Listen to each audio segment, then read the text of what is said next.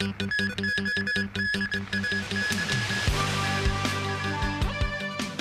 opening of the Day and Night Vibes campaign. A film that stirred controversy during its shooting in Hong Kong amid the pandemic, now not accessible in the city. And the UN Agency for Palestinian Refugees urged countries to reconsider their funding suspension decision.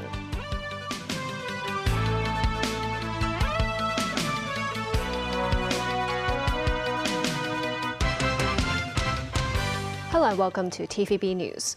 Chief Secretary for Administration Eric Chan said today he hopes residents of the city can live in a happy environment. Chan made the remark at the opening ceremony of the Day and Night Vibes campaign, under which a series of activities will be held across 18 local districts. Wimbo Sangai reports. 1, 2, 3. This was the opening ceremony of the Day and Night Vibes campaign across the city's 18 districts. Chief Secretary for Administration Eric Chan and other officials were there to attend the ceremony. The campaign will last for 5 months, providing activities that are unique to each district. Speaking after the ceremony, Chan said he hopes the campaign, such as the Central and Western District Market, can provide residents with more places to go during their spare time. The event also attracted tourists, including this couple from South Korea, who said the market is the first place they visit after arriving in Hong Kong. We can feel the atmosphere of Hong Kong. I think this is very attractive. Meanwhile, the government mentioned that more than 80 major events will be organized in the first half of the year, including the upcoming visit of football superstar Lionel Messi and his team Inter Miami. In response to opinions that authorities should attract well-known singers to hold concerts in the city, Secretary for Culture, Sports and Tourism Kevin Yeung said each government spending item needs to be carefully and appropriately planned to bring economic benefits to the city as a whole. Of course, the direct economic benefits will be the number of tourists coming to attend these mega events, as that will bring a lot of other incomes relating to, for example, the accommodation as well as their spending in Hong Kong. But more important, the mega events bring a lot of, for example, management, administration, organization, as well as the promotion of Hong Kong as a major event capital. News 9, TVB News. A Hollywood production featuring Oscar-winning actress Nicole Kidman, which was partly filmed in Hong Kong, debuted last Friday.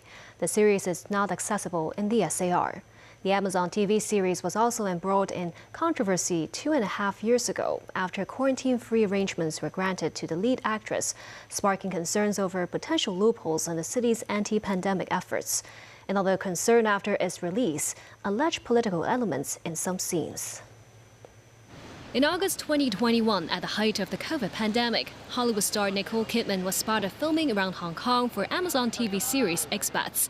The movie was adapted from a 2016 novel, The Expatriates, by Korean-American writer Janice Y.K. Lee, who was born in Hong Kong. The plot revolves around the lives of American women in the SAR, including the protagonist played by Kidman, who's also the series' executive producer.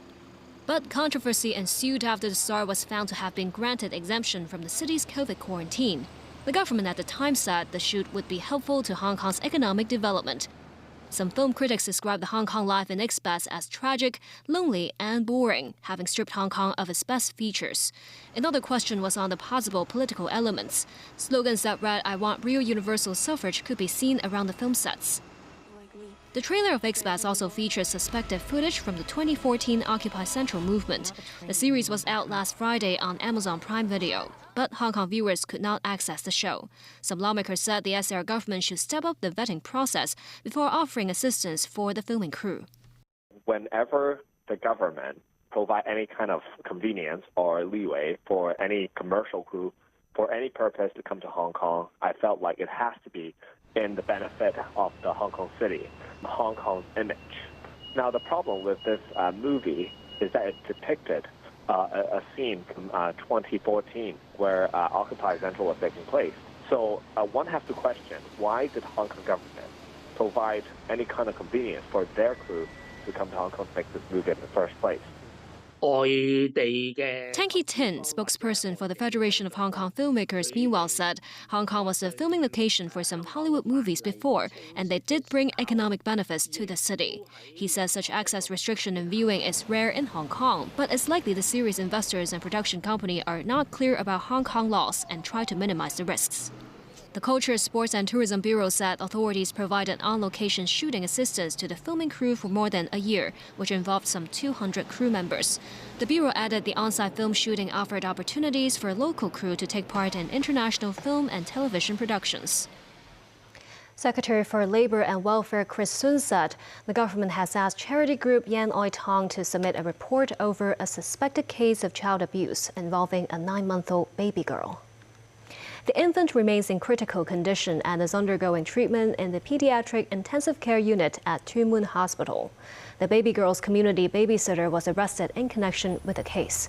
The Social Welfare Department said the nanny has completed training and started to provide babysitting services this month. The 9-month-old was the first infant under her care through Yan Oi Tong. Labour Chief Chris Sun said authorities will review and optimize the training guidelines and requirements. Social welfare sector lawmaker Tik Chi Yun said these community nannies are half voluntary and training programs take only 2 to 3 hours. He urges the government to improve the service quality and the relevant monitoring mechanism.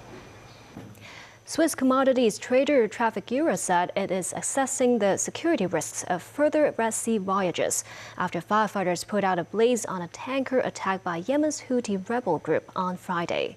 American military forces said U.S. Navy and other vessels provided assistance after the Marlin Luanda was hit by a Houthi anti-ship missile. More from NBC News. It was a direct hit.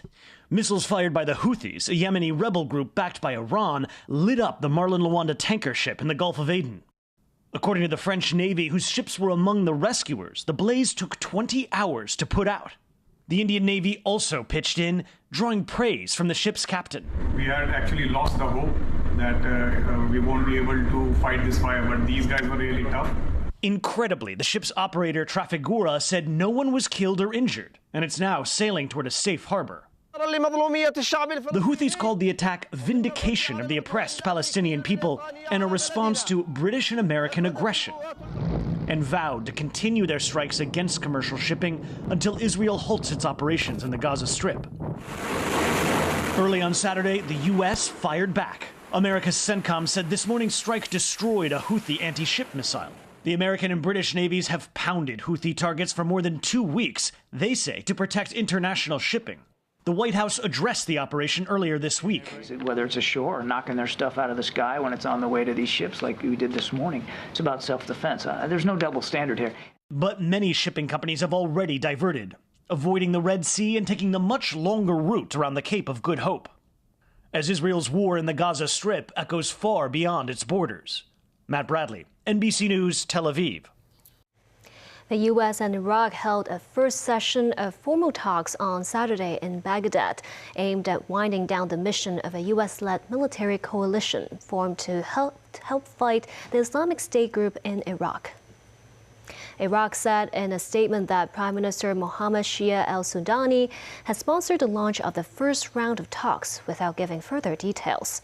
On Thursday, Iraq said it had agreed with the U.S. to form a commission to discuss winding down the U.S.-led coalition in Iraq. The commission will formulate a clear timetable for the gradual reduction of international coalition advisors in Iraq and the end of the coalition's military mission. The U.S. has had a continuous presence in Iraq since its 2003 invasion. Although all U.S. combat forces left in 2011, thousands of troops returned in 2014 to help the government of Iraq defeat the Islamic State. Vladimir Putin used the opening of a war memorial in St. Petersburg to accuse Ukraine, the Baltic states, and other European countries of Russophobia. The Russian leader opened a monument dedicated to Soviets killed in World War II. Saturday marked the 80th anniversary of the end of the siege of Leningrad. It is estimated that around 1.5 million people died during the 3-year battle for the city, which is now called St. Petersburg. Later, flanked by Belarusian President Alexander Lukashenko, Putin delivered a speech in which he said Russophobia and xenophobia have become state policy in European countries. He also criticized Estonia, Latvia, and Lithuania for their treatment of Russians, saying minorities there are treated as subhuman and denied basic rights. Still ahead, a Cathay Pacific plane bound for Penang turns back to Hong Kong because of an unusual smell in flight cabin. A cat rescue operation in Yau Ma Tei. And 2 jockeys fall off their horses at Sha Tin Racecourse.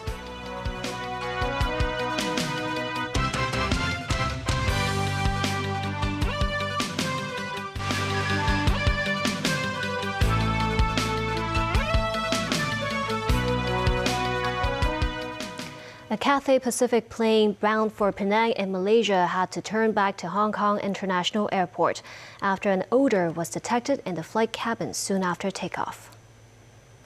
Flight CX-633 was scheduled to depart for Penang at 8:15 this morning. Sources say there were about 190 passengers on board the Airbus A330 aircraft. Soon after takeoff, an unusual smell was reported in the flight cabin. The plane's captain decided to turn back to Hong Kong for safety reasons. The jetliner landed safely without any injury. The affected passengers resumed their journey on another flight shortly after midday. A new Kowloon Ferry service was launched today between Cheung Kwan O and Sai Wan Ho. The ferry route links the Cheung Kwan O South Waterfront Promenade and a spot near the Eastern Magistrates Courts. The passengers can take the ferry between 6:45 a.m. and 7:45 p.m. daily. But the ferry will only be in service once every hour. Passengers can also bring pets on board but are advised to look after the animals to prevent them from causing disturbances. Meanwhile, a pet cat has died despite being rescued by firemen.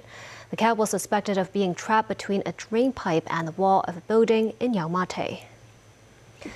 The firemen deployed an aerial ladder fire truck to rescue the cat. A net and a stick were also used in the operation. The firemen placed the cat inside the net before taking it back inside the apartment. Police received a report at around 11:30 a.m. saying a British short-haired cat jumped outside a window and got trapped. Staff from the Fire Services Department and the Society for the Prevention and Cruelty to Animals later arrived at the scene. 2 jockeys fell off their horses at Sha Tin Racecourse today. Right after the start of the 1,400-meter race, jockey Keith Yeung fell off Sugar Ball, but Sugar Ball stayed on course to finish without the jockey. The Hong Kong Jockey Club later said both the jockey and the horse suffered no serious injuries. Another accident happened in the 1,600-meter race. In the final 300 meters, jockey Hugh Bowman fell off his horse One Heart One. One Heart One could be seen running between 2 other horses before collapsing. After Bowman fell on the ground, he managed to dodge other horses and was not hurt. One Heart One, meanwhile, suffered serious injuries and had to be put down. A test version of China's Kuaizhou rocket completed a vertical takeoff and landing experiment on Friday. The feat was said to have laid the foundations for the development of reusable rockets in China. The test rocket is being developed by X-Space technology company, which is affiliated with the China Aerospace Science and Industry Corporation. The rocket uses a propellant made of liquid oxygen and liquid methane. The flight time lasted 22 seconds. The rocket hovered in the air for 9 seconds before making a steady landing. Mainland media reported that the Kuaizhou series has the first small launch rocket in the world laden with satellites. It also comes with a low cost, rapid launch capability, and high payload capacity. Another airline in America, United, has cleared the Boeing 737 MAX 9 for takeoff. It's the fleet's first weekend back in the skies since the Federal Aviation Administration grounded them after a terrifying mid-air incident earlier this month. NBC News has more about how passengers feel being back on board. Tonight, the big push to get the MAX 9 back in the friendly skies, now in full flight. Passengers landing on last night's flight from Vegas to Portland caught off guard. When I saw the seat card that it was a 737 MAX 9, and I thought, oh, okay, we're flying again, and I didn't think too much about it, actually.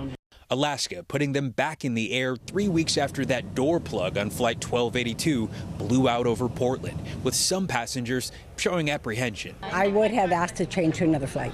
I think they should have told us at least. Alaska showing what they say are completed rigorous inspections to its 737 MAX 9, deeming each plane as airworthy. The airline showing its confidence by seating its own COO next to the plane's door plug on the first flight back in service. But we're going to put a higher bar for Boeing, and we're going to hold their feet to the fire in terms of aircraft delivery and quality. Boeing's company culture and safety standards called into question, the NTSB and FAA investigating what went wrong, while several passengers have filed suit.